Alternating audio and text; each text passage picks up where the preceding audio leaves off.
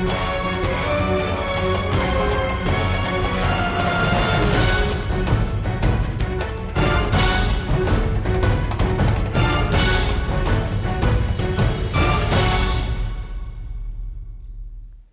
खबर भारती में आपका स्वागत है। मैं हूं अभिषेक कात्यायन।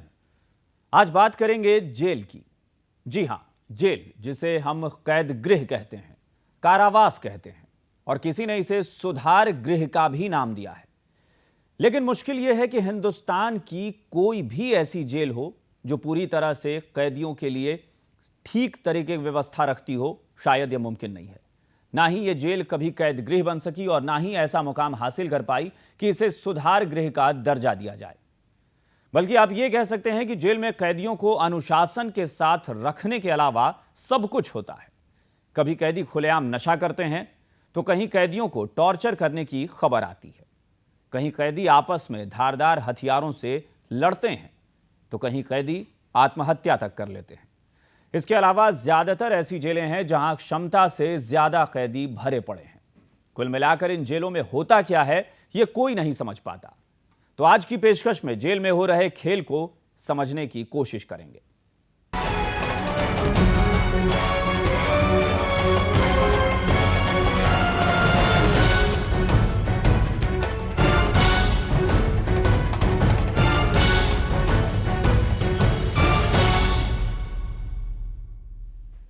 दिल्ली गैंगरेप केस के मुख्य आरोपी राम सिंह ने तिहाड़ जेल में आज सुबह 5 बजे फांसी के फंदे से लटक कर खुदकुशी कर ली। राम सिंह 16 दिसंबर को दिल्ली में हुए गैंगरेप केस का मुख्य आरोपी था। राम सिंह वारदात के बाद से ही तिहाड़ जेल में बंद था। वहीं राम सिंह के पिता ने यह आरोप लगाया है कि उनके बेटे ने आत्महत्या नहीं की है, बल्कि उसकी हत्या की गई है। पिता का कहना है कि मामले में सबूत मिटाना इसी ओर इशारा करता है। इसके अलावा पिता का यह भी कहना है कि उनके बेटे का हाथ टूटा हुआ था, वो अपना हाथ हिला भी नहीं सकता था। ऐसे में वो खुदकुशी कैसे कर सकता है? इसके अलावा राम सिंह के पिता ने यह भी आरोप लगाया है कि जेल में उसके बेटे के साथ कुकर्म हो रहा था, उसके साथ भी गलत हरकतें की जा रही थी।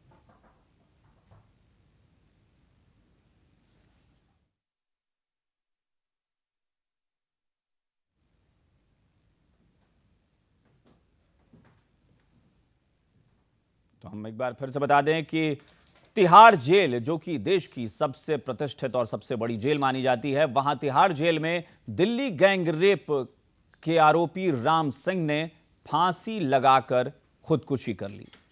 अब सवाल यह है कि एक इतनी बड़ी घटना जिसने पूरे देश को हिलाकर रख दिया, उसका आरोपी जो पहले से ही लगातार पूरे देश की नजर इस पर बनी हुई थी कि आखिर इन्हें क्या सजा होगी, कैसे इस मामले में निष्कर्ष तक पहुंचेगी पुलिस और जांच एजेंसियां, लेकिन उससे पहले ही राम सिंह जो कि मुख्य आरोपी था, इसने खुदकुशी कर ली।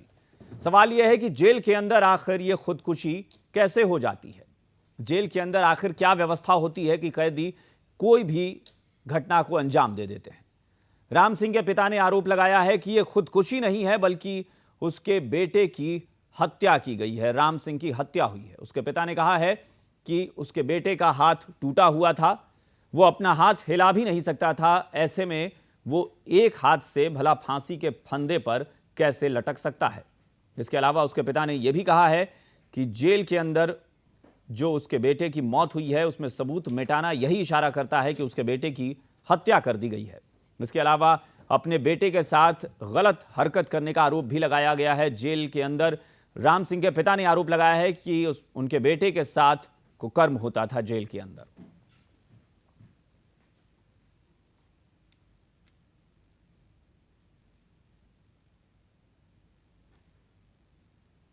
तो अब फिलहाल राम सिंह की मौत के बाद अब कई सारे सवाल खड़े हो गए हैं। राम सिंह की मौत ने बहुत सारे ऐसे सवाल छोड़ दिए हैं जिनका जवाब ढूंढना भी मुश्किल होगा। लेकिन सवाल यही है कि जेल के अंदर आखिर इस तरह की घटनाएं हो कैसे जाती हैं? तो जैसा कि हमने बताया कि आज हम बात करेंगे इस विशेष में जेल के अंदर चल रहे खेल की और उसे समझने की कोशिश करेंगे। चर्चा के लिए इस वक्त हमारे साथ दिल्ली स्टूडियो से जुड़ गए हैं के गौतम जी, जो कि पूर्व पुलिस अधिकारी हैं, डीएसपी रह चुके हैं। इसके अलावा इंदौर से हमारे साथ वरिष्ठ पत्रकार संजय जोशी जी जुड़ गए हैं और जबलपुर से हमारे साथ जुड़े हैं जबलपुर हाईकोर्ट के एडवोकेट राधेलाल गुप्ता जी। आप सभी मेहमानों का स्वागत है खबर भारती में। शुरुआत हम करते हैं, चूंकि ये मामला जो है पुलिस से जुड़ा हुआ मामला है, जेल के अंदर का मामला है, इसलिए शुरुआत के गौतम जी से ही करते हैं। गौतम साहब, आप खुद पुलिस अधिकारी रहे हैं और वरिष्ठ पद पर रहे हैं, बड़े पद पर रहे हैं। जेल के अंदर जो कुछ होता है, अब शायद ऐसा लगने लगा है कि जेल के अंदर कोई खेल, कोई तिलिस्म हो रहा है कि आखिर कभी कैदी कहते हैं कि उनके साथ मारपीट होती है, कभी कहते हैं कि उनके साथ किसी तरह की ज्यादती हो रही है, लेकिन एक तरफ कैदी वहां मजे भी करते हैं, नशा करते हैं। तो ये जेल के अंदर है क्या? जेल में तिहाड़ में भी गनीमत है, लेकिन बहुत सारे जेल तो हिंदुस्तान के ऐसे हैं जी, जहां पूरी अव्यवस्था है। वहां नशे की चीज़ें पहुंच सकती हैं, वहां हथियार पहुंच सकते हैं, वहां मोबाइल पहुंचते हैं जी। तो ये चीज़ें सब हम लोग देखते रहे हैं। जब भी कोई सरकार सख्ती करती है या कोई जेलर या उसके जेल सुप्रिटेंडेंट अच्छे आ जाते हैं, तब ये सब चीज़ें बंद हो जाती हैं जी। जहाँ तक इस घटना का सवाल है, ये बेहद अफसोसजनक है। अगर वहाँ इस तरह से फांसी लगाई गई है, खुद भी लगाई है, तब भी उसके लिए जेल प्रशासन पूरी तरह जिम्मेदार है। क्यों उस पर निगाह रखी नहीं गई, क्यों ऐसे हालात पैदा किए गए, क्यों वो सब चीज़ें मुहैया हो गई जिनकी वजह से फांसी लगाई गई। तो ये पूरी तरह से जांच का विषय है। और जहाँ तक ये आरोप इनके पिता ने लगाया है जी, ये बहुत ही शर्मनाक है। अगर जेल में कुकर्म हो रहा है और जेल में इस तरह की हरकतें हो रही हैं, इसके भी जांच की ज़रूरत है। और अगर ऐसा है तो इसमें बहुत सख्त कार्रवाई की ज़रूरत है जेल के कर्मचारियों के, और जो लोग इस तरह के गलत चीज़ों में जुड़े थे। मैं समझता हूँ ये तो पूरी तरह से व्यवस्था समाप्त हो गई है अगर ये सब हो रहा है। बिल्कुल। हम यहाँ से जबलपुर का रुख करते हैं। राधेलाल गुप्ता जी हमारे साथ जुड़े हुए हैं। राधेलाल जी, यहाँ पर एक चीज और भी देखना होगा, कानूनी पहलू पर भी गौर करना होगा। भले ही राम सिंह आरोपी था, लेकिन अभी उसका ट्रायल चल रहा था, अभी सजा सुनाई नहीं गई थी, अभी वो किसी भी तरह से गुनाहगार साबित नहीं हुआ था। हालांकि ये अलग बात है कि देश में उस तरह की एक भावनाएं चल रही थी। सवाल यह है कि इस तरह के जो आरोपी, जो अभी जिनके ट्रायल चल रहा है, क्या जेल के अंदर कोई ऐसा कानून नहीं है कि यह भी व्यवस्था सुनिश्चित की जाए कि जेल के अंदर का माहौल कैसा है, कैदियों के साथ बर्ताव कैसा होता है?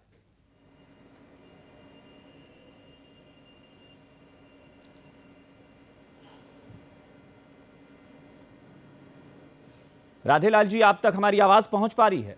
आवाज़ बंद हो गई। नहीं, अभी आवाज़ बंद है। चलिए हम रुख करते हैं संजय जोशी जी का। संजय जी, एक पत्रकार के नाते आपने भी बहुत सारी खबरों को कवर किया होगा। आपको क्या लगता है जेल में किस तरह की व्यवस्था होती है? जेल में आखिर कैदियों के साथ जो बर्ताव होता है वो कैसा होता है? अभिषेक जी, जेल में सुरक्षा और सजा जी, इन दोनों को छोड़ के सारी अव्यवस्थाएं और अराजकता होती है। आप तो जेल में फांसी की बात कर रहे हैं। इंदौर की 2 जेलें हैं, दोनों जेलों में पहले फांसी लगा चुके हैं कैदी। मैं इसके 2 कदम आगे की बात कर रहा हूं। इंदौर संभाग के झाबुआ जिले में एक महिला कैदी गर्भवती हो जाती है जी। इसके अलावा इंदौर जिले के उपजेल महू में एक गुंडे की सुनियोजित ढंग से हत्या कर दी जाती है।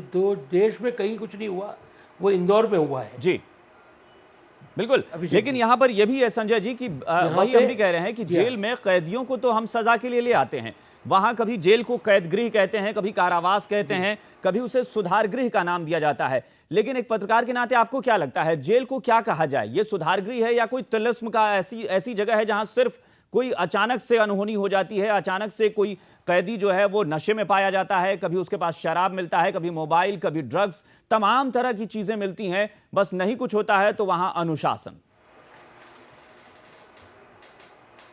भाई साहब, वैसे तो ये जेल है, यहाँ सामान्य ये सज्जन व्यक्ति तो जाएगा नहीं। जो भी अपराधी है, अंडर ट्रायल या कन्विक्टेड है, वही वहाँ रहेगा।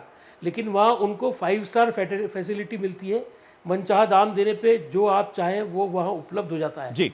जो शायद आपको बाहर उपलब्ध नहीं हो, वो भी जेल में मिल जाता है। ये अराजकता शुरू बहुत लंबे समय से चली आ रही है। बिल्कुल। चलिए राधेलाल जी के पास चलते हैं। राधेलाल जी, आप तक हमारी आवाज पहुंच पा रही हो तो आपसे जानना चाहेंगे, कानूनी कार्रवाई की बात करते हैं, जेल के अंदर जो कुछ होता है, क्या इसको लेकर भी कोई कानून होता है?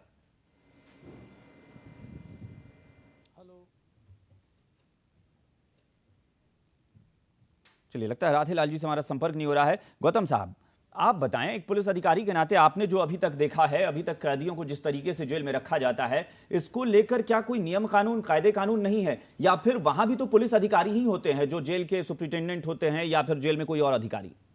कुछ दिनों पहले तक, कुछ साल पहले तक तो जेल सुपरडेंट भी पुलिस अफसर ही होता था। जी। अभी भी आईजी जेल आईपीएस अफसर होते हैं जी। लेकिन जेल के जो अधिकारी हैं उनके लिए वहाँ की वर्किंग की एक नियमावली है जी। कि वहाँ क्या क्या सिस्टम से कैदी रहेंगे, किस तरह के कैदी कौन सी जेल में रहेंगे, उन पर कितनी देर तक कौन कौन लोग निगाह रखेंगे, कैसे वो खाना खाएंगे, किस तरह से वो सोएंगे, कौन कौन से ताले बंद, सारी नियमावली है। जी। लेकिन वो नियमावली केवल पेपर पर रह गई है, उसका अनुपालन नहीं हो रहा है। अगर उसका अनुपालन हो तो ये घटनाएं देखने को न मिलें, बल्कि हालात ऐसे हैं कि जो खाना आ रहा है वो भी पूरी तरह से ठीक ढंग से कैदियों को नहीं दिया जा रहा है। कैदी हैं, इसमें दो तरह के हैं, कुछ सजा याफ्ता हैं जी। और कुछ अंडर ट्रायल हैं। जी। अंडर ट्रायल के बारे में ये नहीं कह सकते कि सारे लोग गुनहगार ही हैं। मैं पुलिस अफसर रहा हूं, मैं जानता हूं कई लोग हालात की वजह से जेल चले जाते हैं, जी। कई लोग शक के आधार पर जेल चले जाते हैं जो बाद में निर्दोष साबित होते हैं। तो चाहे वो दोषी हो या निर्दोष हो या सजा याफ्ता ही क्यों ना हो, लेकिन अमानवीय बर्ताव करने का कोई इजाजत जेल के अधिकारियों को नहीं है। अगर उनको जेल काटनी भी है 20 साल तो उनके एक नियम है कि उनको खाना दिया जाएगा, उनको सहूलियत दी जाएंगी, उनको टॉयलेट साफ दिए जाएंगे, उनको कपड़े ओढ़ने बिछाने के। पुलिस अधिकारी के नाते आप जेल को क्या कहेंगे, आखिर क्या है ये? यहाँ कहते हैं कि कैदियों को कैद करके रखा जाता है लेकिन उन्हें सुधारा भी जाता है, अनुशासन सिखाया जाता है। जेल तो पक्के तौर पर सुधार गृह हैं और जब यहाँ किरण बेदी थी तो उन्होंने ऐसे सुधार किए थे जो हमेशा याद किए जाएंगे। मैं उस दौरान कई बार उनके साथ गया और मैंने देखा कि लोगों को, कैदियों को तमाम तरह के काम सिखाए जा रहे थे, सुधार करने की कोशिश की गई थी। देखिए, हमारा कानून जो है ये पाकिस्तान की तरह नहीं है कि उनका गला काट दिया, हाथ काट दिया। हम तो ये कहते हैं, हमने कब कहा है ये घर से वो निकल जाएं, चाहते हैं बस उनकी आदतें बदल जाएं। हम आदत बदलने के लिए जेल रखते हैं और वही हमारा मकसद है। और अगर हम आदत नहीं बदल सकते, हमको यही करना है तो फिर वो एक नरक हो जाएगा, वो जेल थोड़ी रह जाएगी। बहुत बढ़िया बात आपने कही है। हम राधेलाल जी से हमारा संपर्क हो गया है। राधेलाल जी, आप खुद हाई कोर्ट में एडवोकेट हैं, आपने खुद लगातार इस तरह के कई मामले देखे होंगे जहां कैदियों की मौत की घटनाएं सामने आती हैं, या फिर कैदियों के मामले में यह भी देखा जाता है कि कई बार वो एकदम छुट्टे घूम रहे होते हैं, लगता ही नहीं है कि वो जेल में है, जेल से बैठकर वो अपना गैंग चला रहे होते हैं। इन सारे मामलों को लेकर, जेल की नियमावली को लेकर किसी तरह के कोई कानून की बंदिश है?